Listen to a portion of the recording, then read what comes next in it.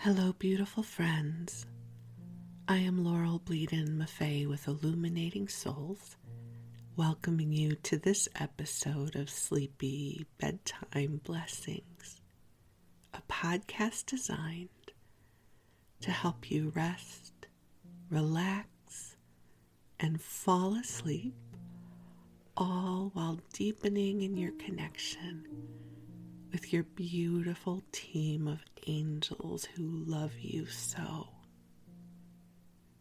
If we're meeting for the first time, I am an angelic practitioner, a spiritual teacher, and an encourager of souls. And that means I have the best job ever. I help people like you connect with their angels, open to the magic in your soul, and really connect with your authentic truth and divine guidance. And I do this through one-on-one angel sessions, soul mentoring, and a variety of classes. So tomorrow when you're awake, I invite you to visit my website at illuminatingsouls.com, where you can learn more about what I do and how I can be of service. I also have a Facebook page of the same name where I post daily messages there. So lots of ways for us to connect. But for now, this is time for you to rest. And I always feel that when it is time to drift off, that this is a sacred time.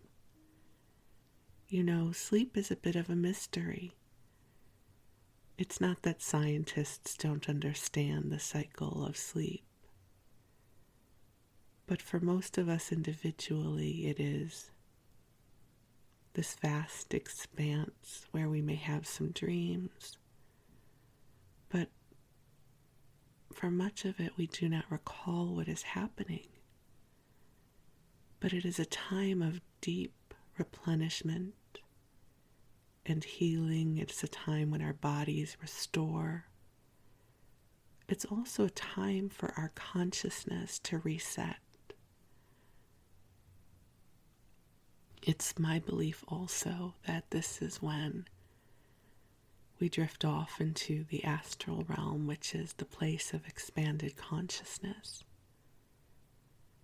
And the greater part of us is also replenished and inspired. So I love sleep. I love the ritual of getting ready for bed. I've shared with you before that I tend to go to bed early. It's so weird to me that as I get older, my bedtime gets earlier. I'm typically in bed by 8 or 8:30. If I'm up past 9, I say to my husband, "Oh, I'm having a wild night here."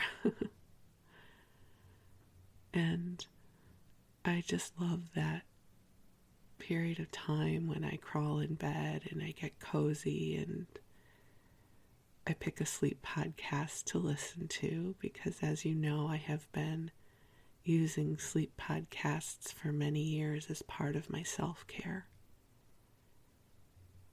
And I had a friend ask me recently how I do this, what my ritual is, and I thought I would share that with you.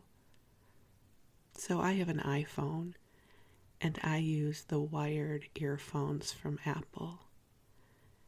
And I put my earphones in, and it doesn't bother me to sleep with them. And at some point in the night, they fall out. And I also use the timer on the podcast app so that the podcast stops playing after the episode is finished. So typically I choose episodes that are somewhere around an hour, and then they turn off. So by the time I wake up in the morning, the earbuds are somewhere in my bed. And I'm well rested. And I so appreciate all the creators who came before me in making these sleep podcasts because they have really added to my well-being. And this is why I create this podcast for you. It truly is a blessing to be a part of your rituals around your restfulness. And I really hope you get a good night's rest or a good day's rest, whatever time of day it is. And the angels are already here. I feel their love coming through.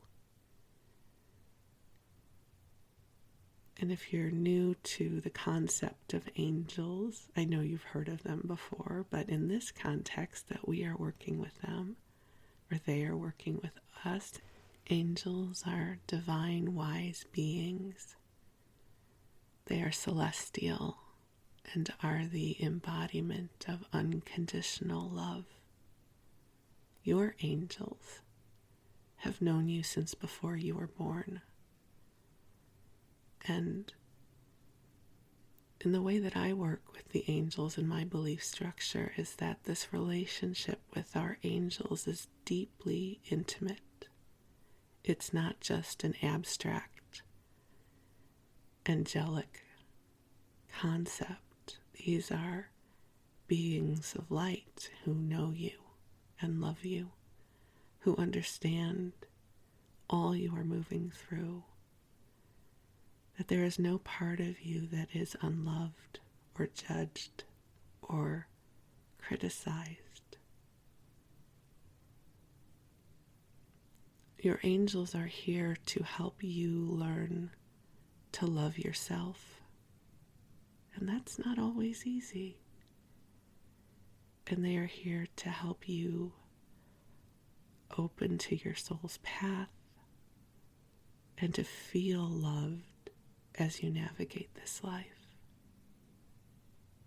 So I invite you to take a deep breath in and out.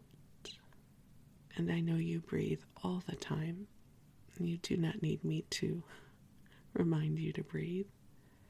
And yet, deep, intentional breath really helps us to clear our energy, especially as we're getting ready to make that shift from wakefulness to sleep. So I invite you to take another nice deep breath in and out, and to let your body relax and let go. You have done enough for this day. And there's nothing you need to now.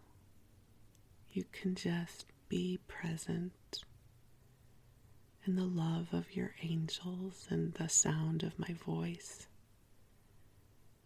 as we collectively bring to you light and love that has been calibrated just for you. You might wonder how that's possible, but we don't need to know. I don't know how this works exactly. It's not as if MIT can measure these waves of love. But what I do know is somehow, when I transmit these broadcasts, the angels calibrate what you receive to support you. Because each of us is a unique being. We are in our own place of experience right now. And what I might need from this broadcast might be different than what you need. So if you're working with something and you could use some waves of forgiveness, or if parts of your body feel tired or tight, the angels will calibrate this energy for you. So you take a breath in and know that the angels know your heart. They know what you need. And you can also direct them. You can ask. Always feel free to ask your angels for help. And let them know how they can support you. And it doesn't have to be formal. It can be, hey angels, can you help me with, and then fill in the blank. They can help you make shifts in consciousness. They can help seed you with sparks of inspiration. They can help you clear the things that are worrying you or feel challenging at the moment. The angels and God are highly creative in how they can support us. And we open that gateway by asking for help. Because this is a realm of free will. You have free will. And when we ask for support, it opens a portal for the angels to be of loving service. And don't worry, you are not taking them away from something more important, because this is a realm of abundance. And there's more than enough of divine love to take care of every molecule of life in this realm and in this universe. So you take a deep breath in, you snuggle on up and cozy on in. And just sigh into your body. And while you do so, I'm going to call in the angels who are already here. But I love the ritual of calling them in. So beautiful angels on high, I invite you to join us here. And I am so deeply grateful for an opportunity to come together in the loving, to support each of the beloveds who are here right now listening to this message. Angels, I ask that you bring blessings to them, that you pave their way with light, with healing, with serendipity, and with beauty.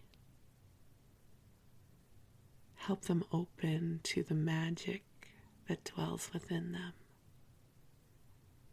May they find grace in every breath. May they find their soul friends, their soul family, their spiritual community, their heart community, so that they feel deeply loved and witnessed and cherished in this life. And angels, please help clear away any outmoded paradigms that would have any of us feel stuck where we no longer wish to be, especially if this is in service to our highest and best good. Help clear our energy fields through the heart of God, so that it becomes easier to breathe in the truth of who we are as divine beings in human form. And angels, we thank you for this opportunity to deepen in our own hearts. And as we do so, we feel the gratitude that you have for each one of us.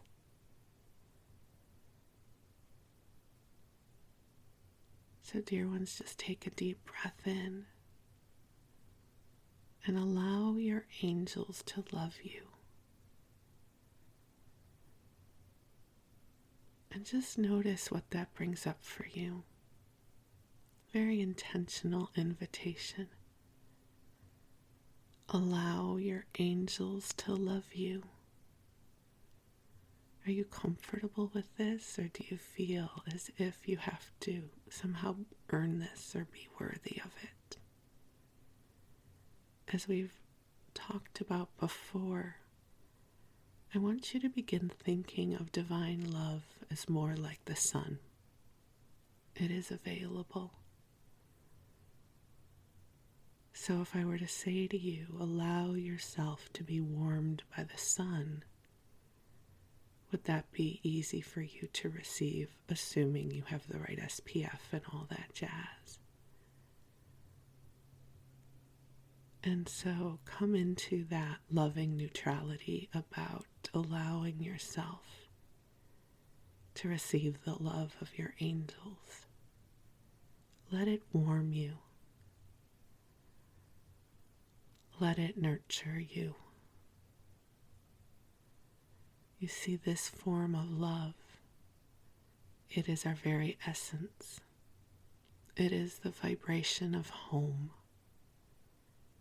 And as we connect with it,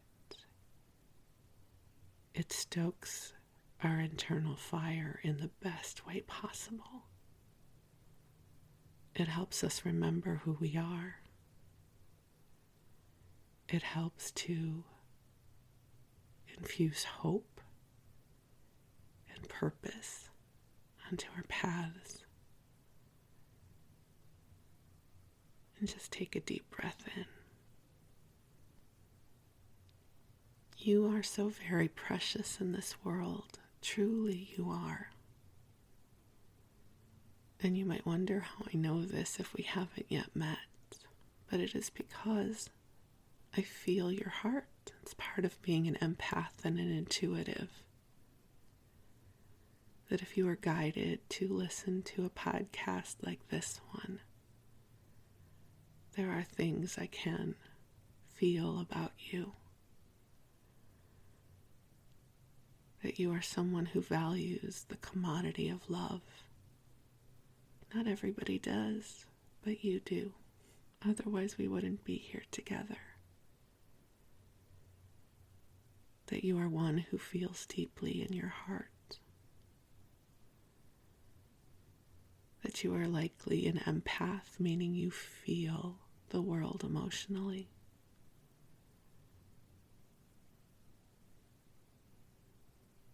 And that you would like to seed brighter tomorrows.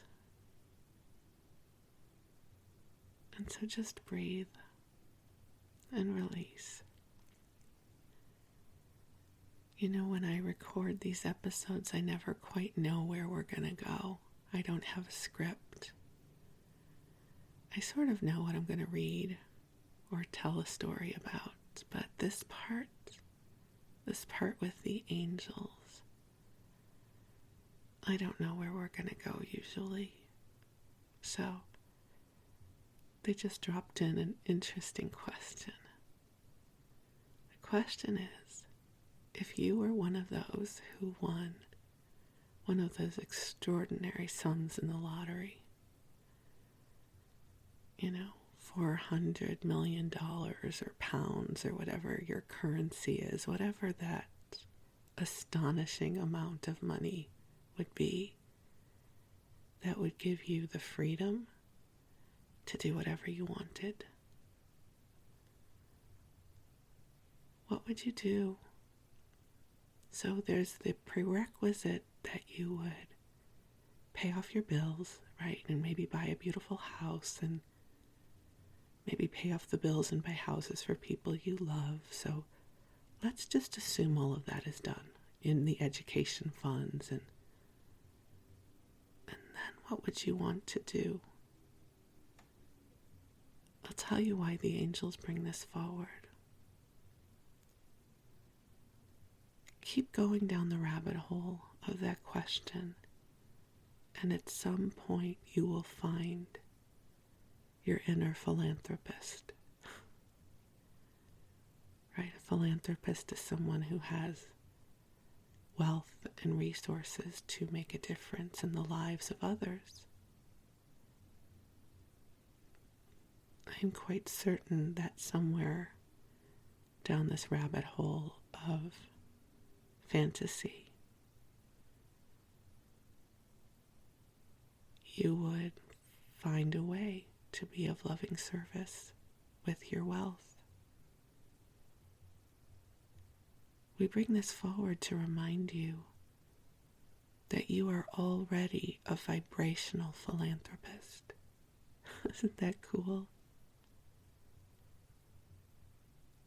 Already you bring prayers and love and kindness, and perhaps you even volunteer or of service, or your career is one that is of service. However you show up, I affirm you are already a vibrational philanthropist, and you give generously of your heart and soul. You help tend to those you love. You are likely way better at giving than you are receiving. I think that's true for most of us who are light bearers in this world. You are a generous soul. And this is why the angels bring forward the invitation to fantasize about what you would do with an absurd amount of money, because it will help you awaken to the generosity of your true spirit. Right? Would you start schools? Would you invest in infrastructure? How would you be of loving service? Because you are already a vibrational loving service. So just breathe. And as you follow these lines of energy, allow them to inspire your heart. Allow yourself to open to the generosity of your spirit, the brightness of your truth. You see, you are already of loving service in this world. Every prayer you utter, every time you hold someone with empathy in your heart, every time you hold for the wholeness and the dignity of another, you are a vibrational philanthropist. You are giving. You are supporting. And you are making a difference in the vibrational universe. Every life has a ripple. On this earthly realm, quite often we judge based on the ripple in the physical dimension, because that can be easily quantified. But dear ones, never underestimate the ripple we create in the emotional and spiritual realms as well. Because every day you are planting seeds of goodness. If you hold the door open for another, have you had done that door dance with someone? Yes. Where the two of you two strangers, you rush for the door at the same time, so the one who gets there first can hold the door open for another. It is such a pedestrian, mundane act of kindness. But I will tell you, every time I experience it, it makes me smile. Right? That simple moment of grace. That innocuous dance that I do with another. And when they get to the door first, how I receive it from them. And sometimes there's a little bit of guilt that I'm receiving it, which just is my own issue. Maybe it's yours too. And then you acknowledge each other for a brief moment and you say thank you. And then that moment is complete. But both of your lives, vibrationally, have been made richer, even if it is just for those 15 seconds of exchange of energy. So this is your gentle reminder that you are already a philanthropist. You open doors for people. literally and figuratively. You're kind. You smile. You say good morning. You know, I didn't always know you could say good morning to strangers. Isn't that weird? I used to go hiking with a friend. It's a whole other story, which I won't get into just yet. And in the early mornings, as we would go up the trail together, and someone would be walking the other way down the trail, I would put my head down, because that's what we always did in the city. We didn't acknowledge each other. And he would open up and he would say, good morning. And the other people would look up and say, good morning. And it was this epiphany for me. I was like, you mean we have permission to say good morning to strangers? That sounds so weird.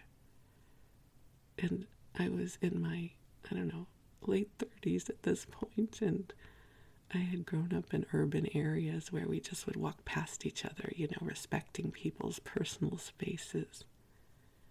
And my friend's giant, big-hearted good morning to other people, and then they would respond, was just this glorious revelation for me.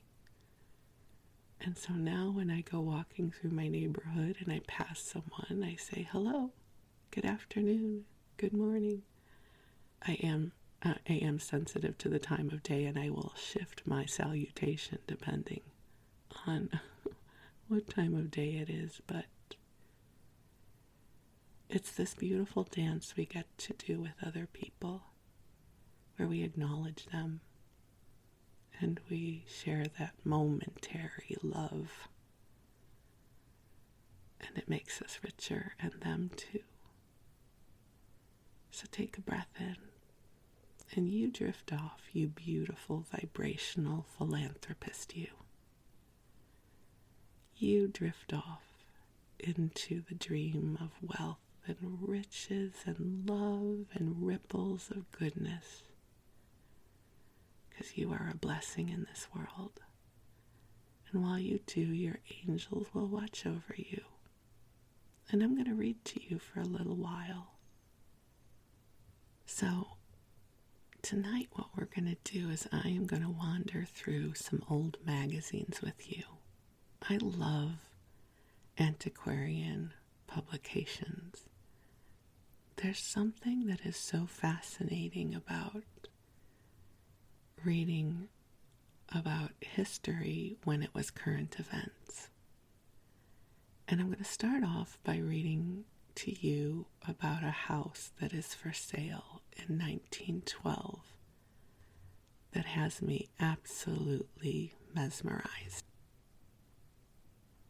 So I first read about this house in an issue of a Country Life magazine. And I was so enchanted by it, I tried to see if I could find out more information about it. And I can't, so I don't have a really good story for you about. And then it became this, and this is where you can see pictures. I don't know anything about it other than this ad. But it led me to another ad for the same house sale in a different magazine, which is Harper's Monthly from 1912. So let me first read to you this ad. So there's a big headline that says, a city home, Metropolitan District residence. A beautiful, modern 18-room residence, detached, considered the prettiest residence in the state. Some call it the birdcage residence. And a bird just chirped. I swear that just happened if you can't hear it. A bird outside just chirped. With capacious, I've never heard this word before, but I'm assuming I'm pronouncing it correctly. If I'm not, forgive me. I'm assuming this means big or beautiful. A capacious chauffeur's and coachman's house, auto or coach house, and stabling for 10 horses, overlooking lower New York City and the Brooklyn Bridge and New York Bay on Jersey City Heights.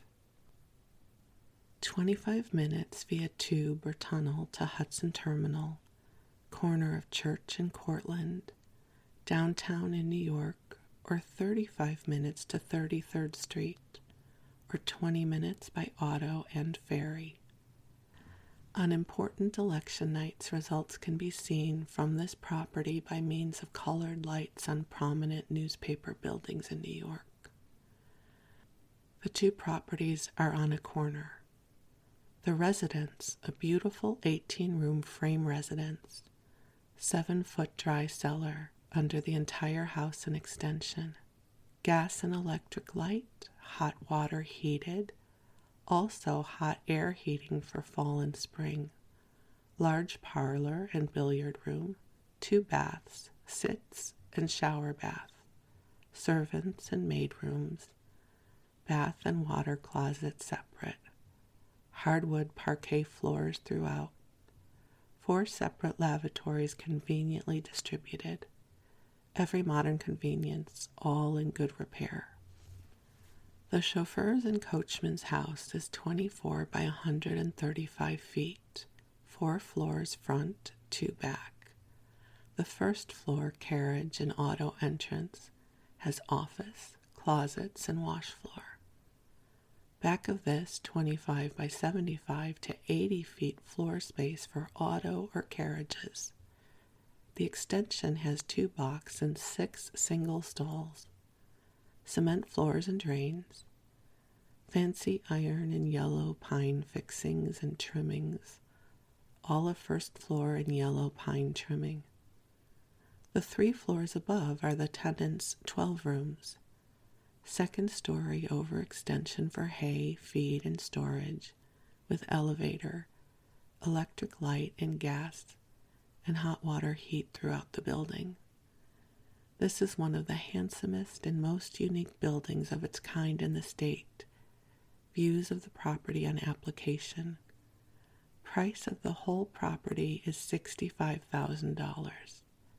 To a cash buyer, 1/3 can remain on mortgages. Sold separately, the residence and 4 city lots, $40,000. The coach or garage house and 3 city lots is $25,000. And this is in Jersey City, New Jersey. When I read this, the thought that it was one of the prettiest residences and thought of as the birdcage residence, I tried to find it because I thought I would love to see it, but I couldn't find anything about it.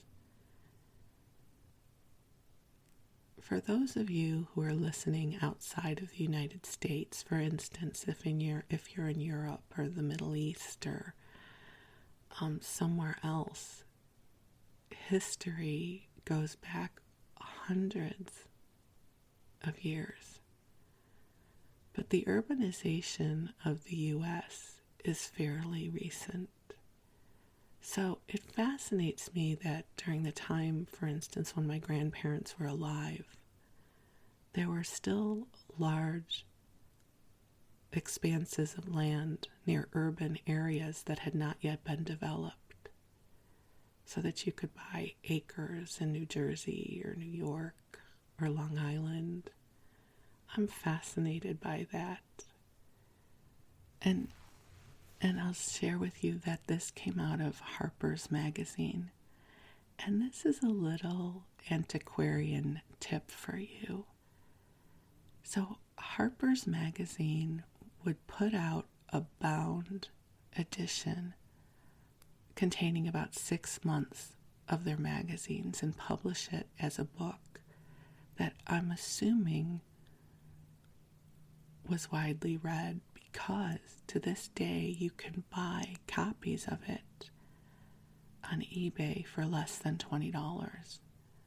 I was just looking on eBay, and you can buy a bound Harper's monthly, so it's about 1,000 pages, from 1854 for less than $20. So you can buy a book that's 160 years old for very inexpensively. And many years ago, I started buying some of them. I don't have a lot. I think I may have, 10 of them. And I'm fascinated reading them because it's really different reading about an era through a history book where all the dots are connected versus reading about something when it's current events. What was the mindset then? How were things talked about? So if any of you are looking for something super cool, especially if you have kids and you want to share with them a piece of history, you can go to eBay and look for Harper's Monthly, and you will easily find opportunities to buy volumes of it for less than $20. So that's pretty cool. So now we're going to move on to reading about other properties that are listed in Country Life in America, a magazine for the homemaker in the country. And this is a volume that ranges from November 1912 to April 1913. And we're going to read about more homes. So, this ad says fall bargains in beautiful high northern New Jersey, all within commuting distance of New York via Lackawanna, 3/4 to 3 miles from the station. Listen to this one. 350 acres. That's a lot of land. 350 acres. Real country estate on lake. 3 sets of buildings. 100 tillable acres. 1,000 feet mountain.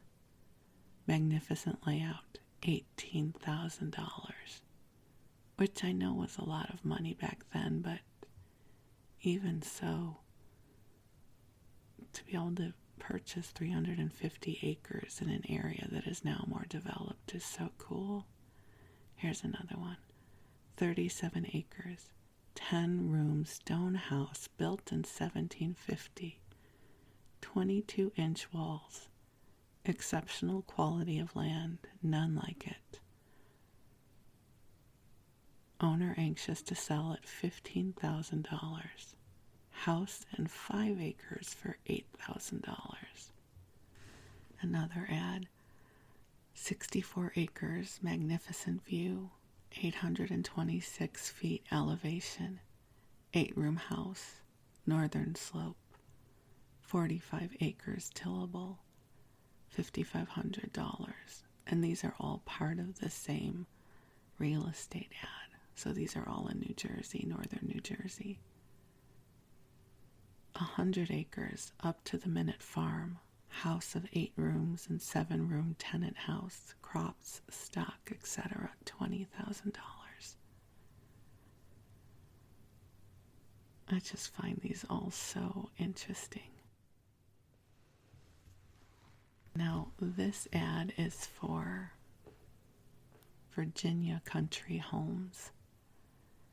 One of the finest stock farms and most beautiful homes in the state.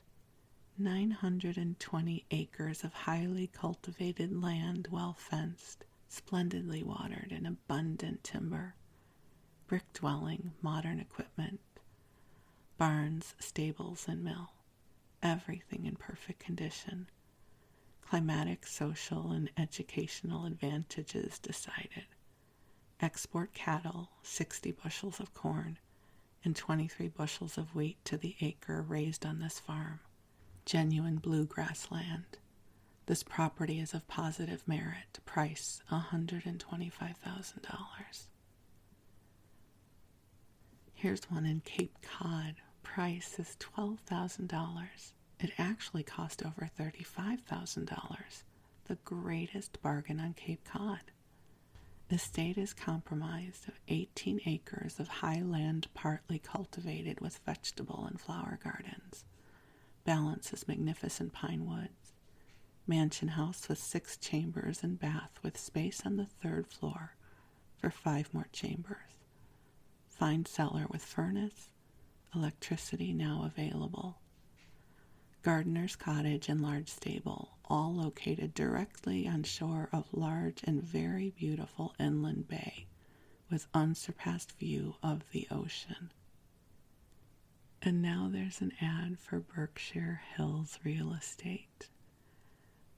And I just want to know, am I the only one who can't get past Berkshire without singing the James Taylor song, The Berkshires Seem Dreamlike, on account of their frosting? Just every time I see that song just moves through my head. And I found this other interesting article in here talking about the choice of a suburban home. So if you were time traveling back to 1912, this is what you would need to know. Not far out of New York City, one can see from the railroad train a row of rickety signposts standing upright in a big field. They were driven into the ground many years ago to mark the proposed avenues of a tract selected as ideal for suburban homes.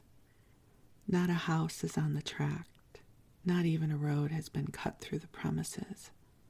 Tall grass and weeds cover the ground that at one time real estate promoters had intended to be developed into an alluring suburban settlement. The project was launched more than 20 years ago. Though a greater part of the land was sold to prospective home seekers, it has remained barren of houses because the whole scheme was poorly planned and was never suitable as a suburban home site, and hence was doomed to be a failure from the beginning. The surviving members of this proposed suburban town must have ere of this regretted the realty bargains they secured. To select a desirable suburban home is not a difficult task, nor was it 20 years ago. But 5 out of 10 people pay dearly for their experience, because their idea as to what or will be an alluring suburban place for a home are formed from looking at realty affairs from the wrong point of view. If the land offered as home sites pleases their eye and is within what they call a short ride of the city, if the house on the plot meets their needs and the terms of the sale are acceptable to them, the chances are that they will look no further. The ideal suburban place should be within easy reach of the city at all hours of the day, from 6 a.m. until midnight. The house should not be many minutes' walk from the railroad station, unless the value of land and house increase the nearer they are to a shorefront, to a lake, or to some part of the town such as more attractive than other parts. There should be perfectly laid out streets, a good sewer and water main system linked with the sewer and water systems of the town, or which are maintained by a corporation financially strong. The land should be dry and not near marshy tracts, and the house should be commodious, well built, and at least 30 feet from the avenue or road in front of it. The title to the land and house should also be guaranteed, and the premises should be part of a tract carefully restricted for use as a residential section. One of the principal restrictions, which should be uniform over the whole tract, should clearly specify the type of buildings that may be built and the minimum cost of the cottages and outbuildings that may be erected. The life of the restrictions should be at least 21 years, with an expressed agreement that at the end of that period, a 2/3 vote of the property owners shall decide the question as to whether or not they be continued in effect. Not only do such restrictions preserve the realty value of the land, but tend to the quickening of values. If the restrictions are not clearly and concisely set forth in the deeds conveying title, they may be easily broken. Anyways, I thought that was kind of interesting. I guess a lot of people were buying houses and then they couldn't live in them, or they were never developed.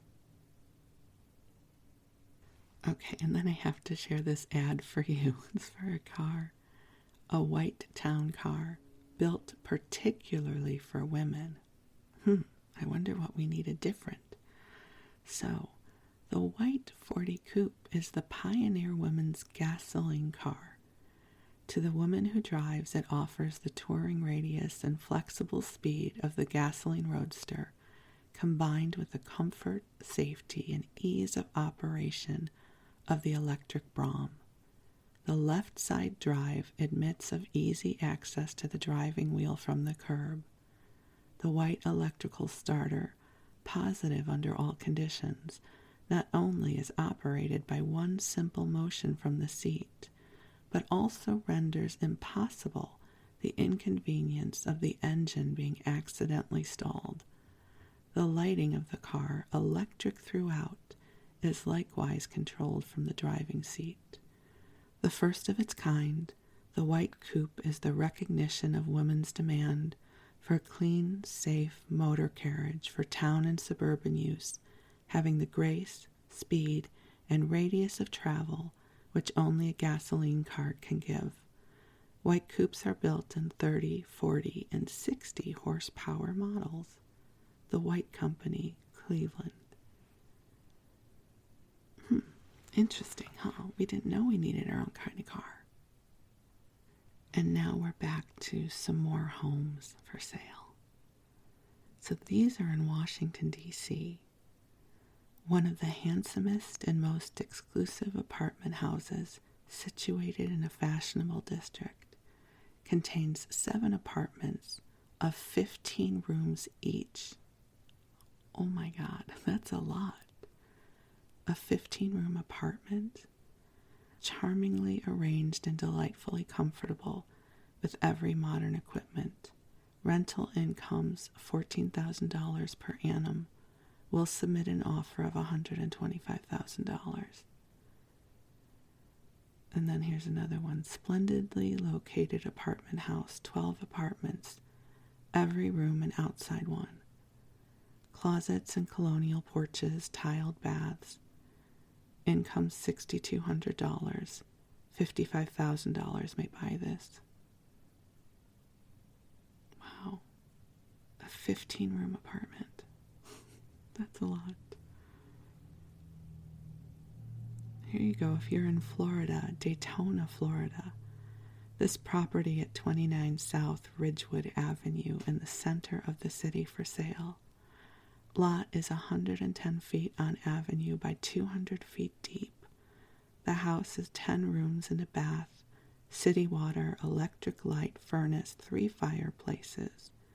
Beautifully located on the most attractive natural avenue in the world. Price is $10,000.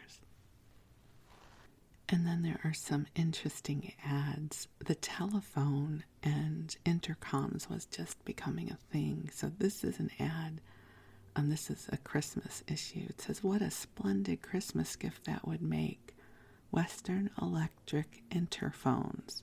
So that's what we would call an intercom now. Exactly what your wife or your mother needs every day in the year. 2 perfect talking little telephones that operate simply by pushing a button. No more calling downstairs. Interphones means a quiet, well-ordered home. A modern convenience that lessens old-fashioned housekeeping drudgery.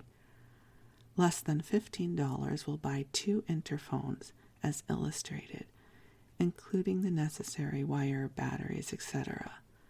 They are as easy to put up as a doorbell and cost no more to use.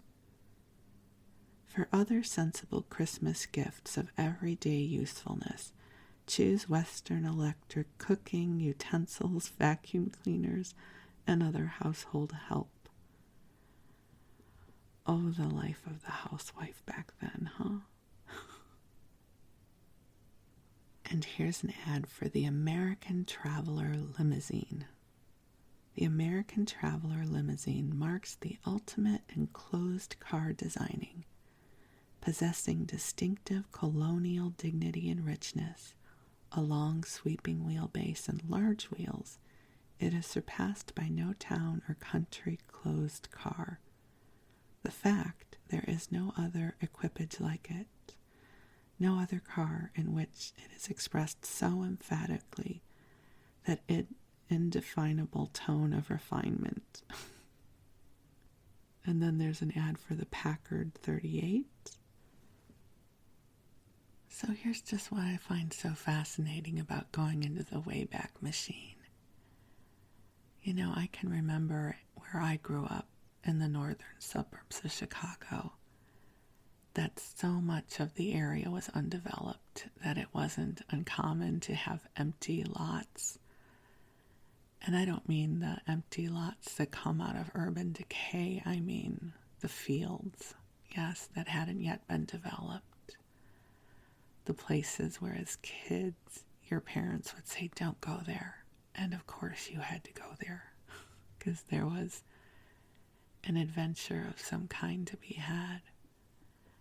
And so when I look back at these real estate ads for huge acreage in New Jersey or in Long Island or Connecticut, I'm just fascinated because so much of that has been built up now. Even here where we live in the Bay Area, I live not too far from Napa. And to see all of the development that is happening up and down the road that leads from here to Napa.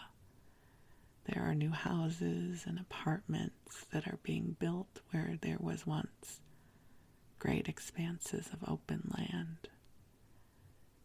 And that's what happens when a city is developed.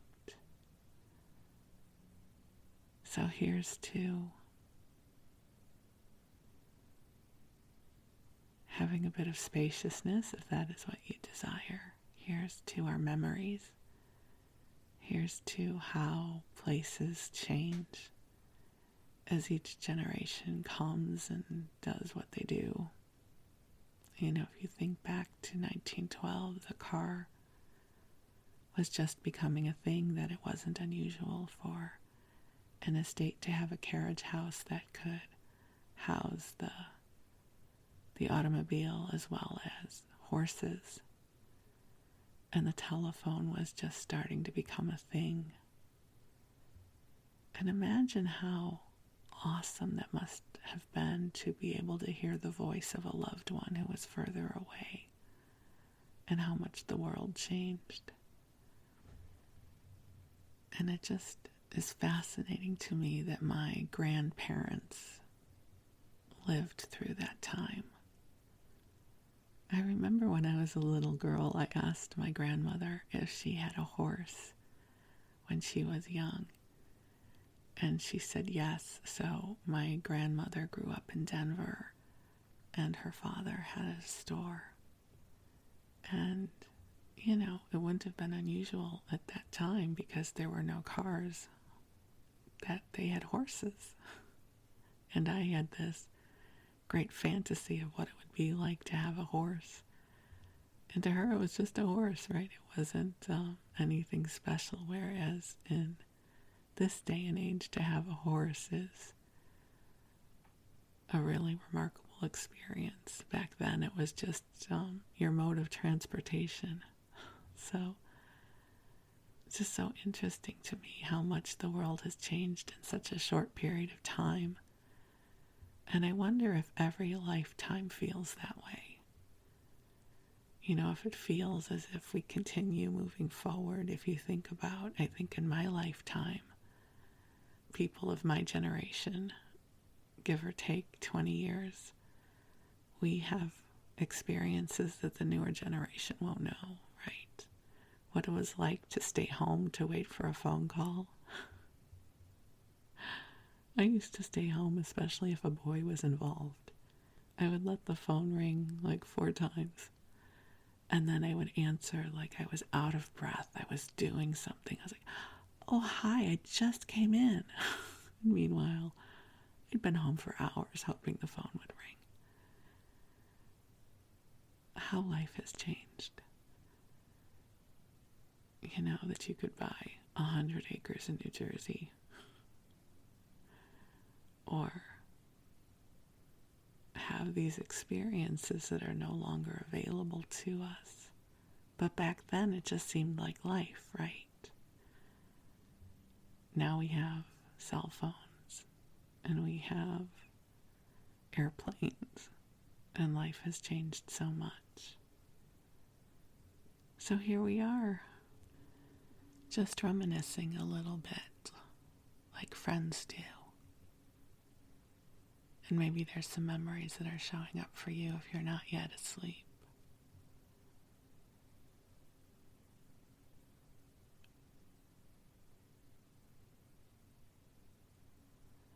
So I hope you have a good rest.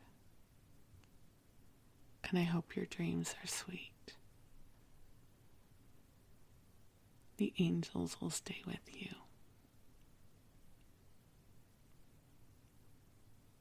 So good night, beloved ones. I'm grateful for you. Thank you, and we'll talk again soon.